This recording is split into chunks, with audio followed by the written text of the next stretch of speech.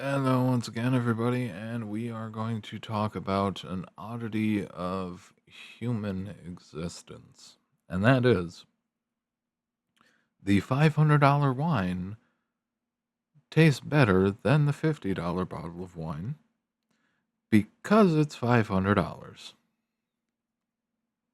Let me explain. Signals and situational context, all right? There's objective reality and subjective reality. The reason why, at least for a while, before pre-Coof and whatever the hell happened to the restaurant industry, the reason why things tasted better wasn't just the fact that they were drugging the food with a massive amount of MSG, but it was the fact that they mastered the aesthetic. All right, it's the fact that they mastered the looks. When they refine down the signaling and the context and the subjective reality, they can make things taste fantastic. Okay? Because it's your brain playing a trick on itself. $10 crab tastes like shit. $1,000 crab tastes fantastic. All right? It's all your brain. All right? As long as you have enough logical separation from the process, it's all in your head. It's an odd little quirk. But essentially, what it comes down to is fine quality bullshit. All right. The thing that most companies get wrong about this is they try to use it without preserving the containing context. Okay. They try to do part of it. They try to, in most cases, smaller companies will try to do it on just price alone. All right. That's where they run into issues.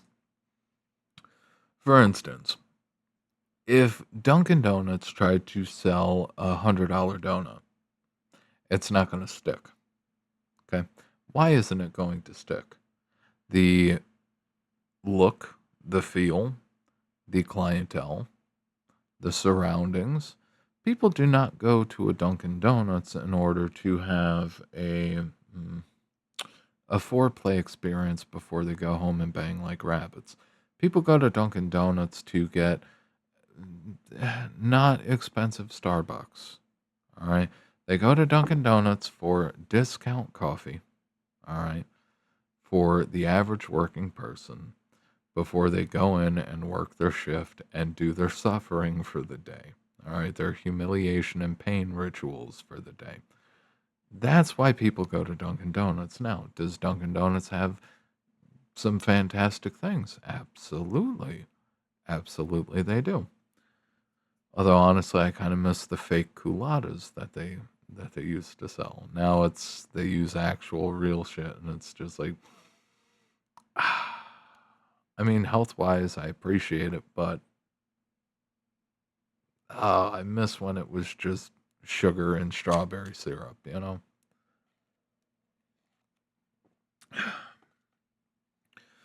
People go to Starbucks because they are trying to signal, they're trying to message. All right. People go to Dunkin' Donuts when they just want coffee that they don't have to make themselves. All right. In the context of Starbucks, depending on the location, depending on the clientele, depending on how well maintained everything is, they can absolutely charge $20 for a cup of coffee, or 30, or 40, or 50, or 100. Okay? And the people who are more concerned with signaling their wealth, or at the very least, assuming that they manage to nail the atmosphere, all right, the atmospheric context, it will be the best coffee of all time because they paid a fortune for it. All right.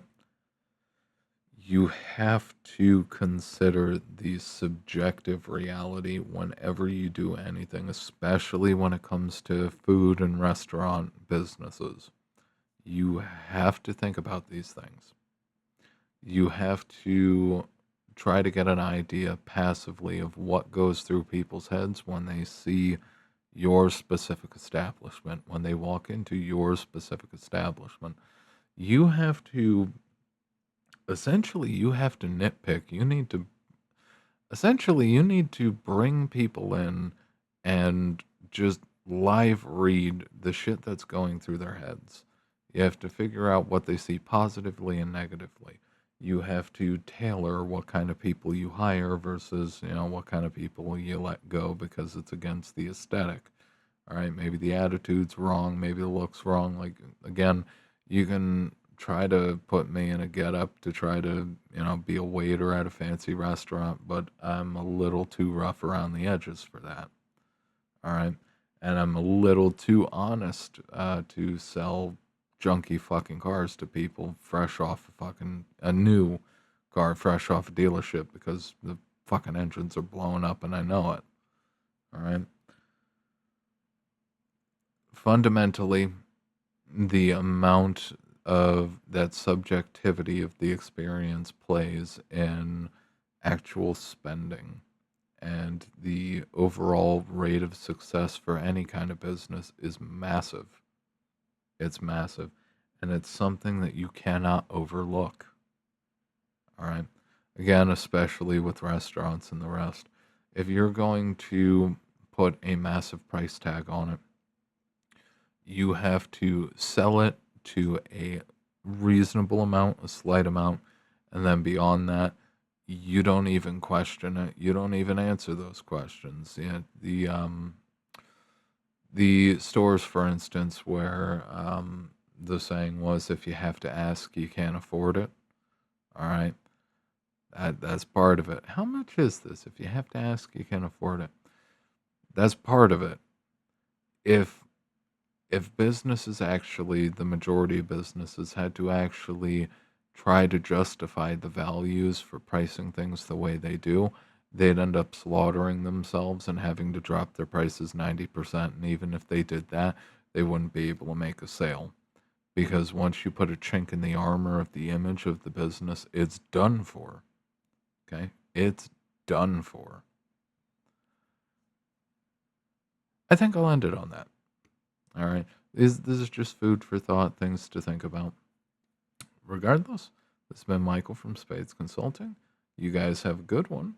If you are interested in personal or business consulting, stop by www.spadesconsulting.com without the dash. And if you are interested in written content, stop by the Substack. Honestly, I personally think I'm a better writer as opposed to, live video or even audio. If you appreciate the video, like, favorite, share, sub. Oh God, there's too many micro interactions. Like, favorite, sub, share, leave a comment, hype the video, ring the bell, ding the bell, do all the things to your heart's content to the bell. I think that covers it. Again, leave a comment, and I will see you guys next time. You have a good one.